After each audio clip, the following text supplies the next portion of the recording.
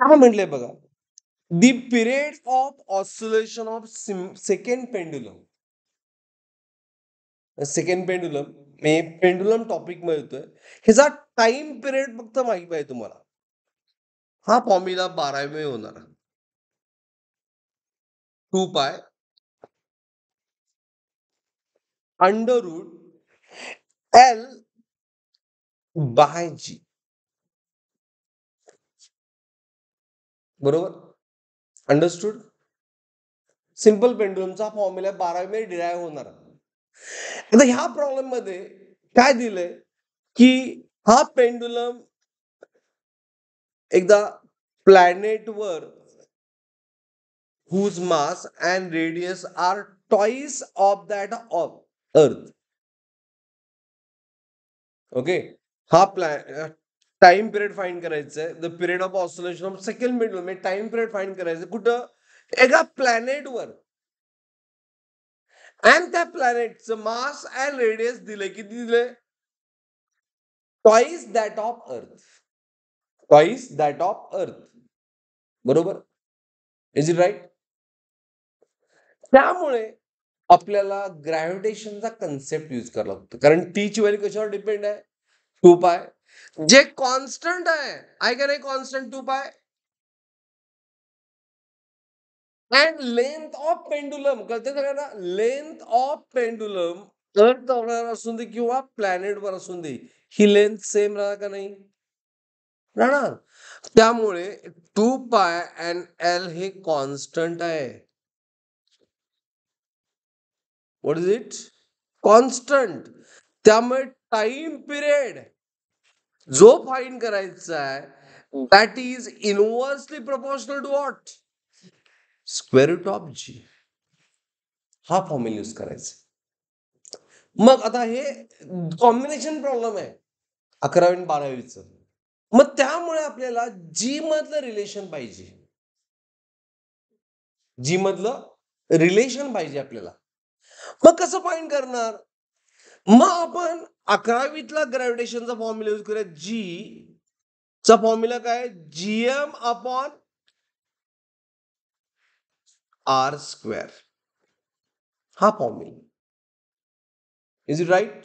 जीचा फॉर्म्युला आहे GM upon R square. Is it right everyone?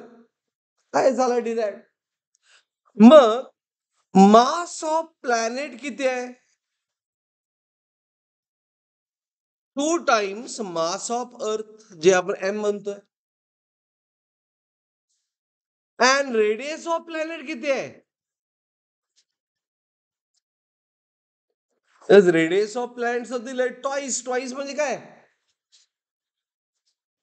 2r आहे. असं एक प्लॅनेट आहे, मास डबल ऑफ अर्थ आहे, रेडियस डबल ऑफ अर्थ आहे. Is it right? Getting everyone? हे दिलंय, ह्यामध्ये डाऊट आहे नाही. मग मी काय म्हणणार, जी कॉन्स्टंट आहे बघा, जी कॉन्स्टंट आहे म्हणजे जस्ट जी आपलं फाइंड करायचं proportional to M by R square. Right, getting everyone? आता मी g of planet upon g of earth find करायचं आपल्याला, रेशो लागणार आहे आपल्याला.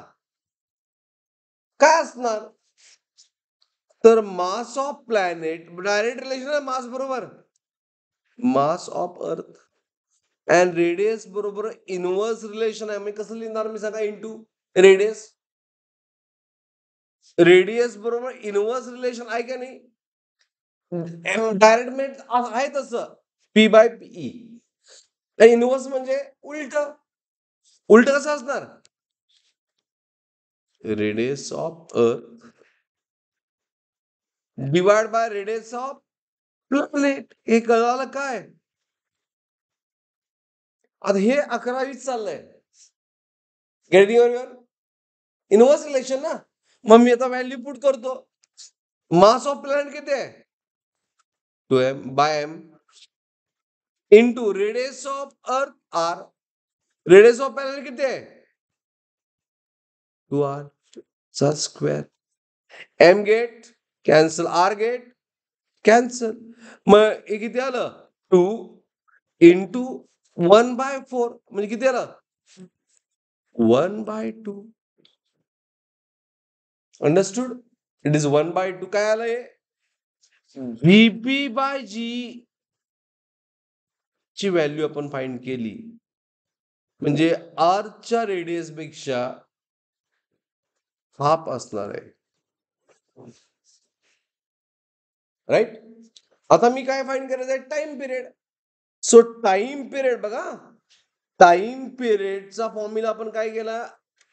Inversely proportional to g. Inverse आहे. मग टाइम ऑफ प्लॅनेट विचारलं आणि टाइम ऑन अर्थ.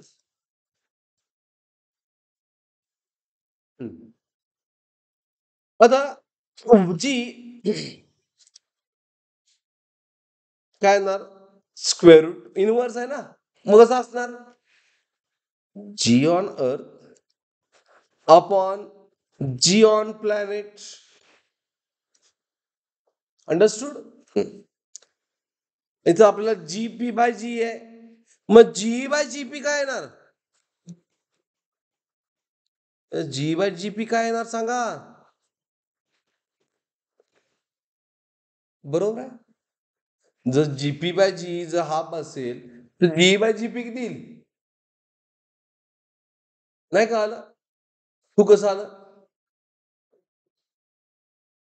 तुला?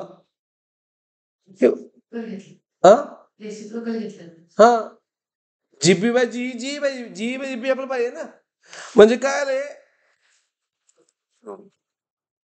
आता आपल्याला फाइंड करायचं टाइम पिरियड, बट दिलंय काय? Second pendulum. मग सेकंड पेंडुलमचा टाइम पिरियड अर्थ काय असतोय? 2 सेकंड. सेकंड पिरियडचा टाइम पिरियड असतोय 2 सेकंड. Into what?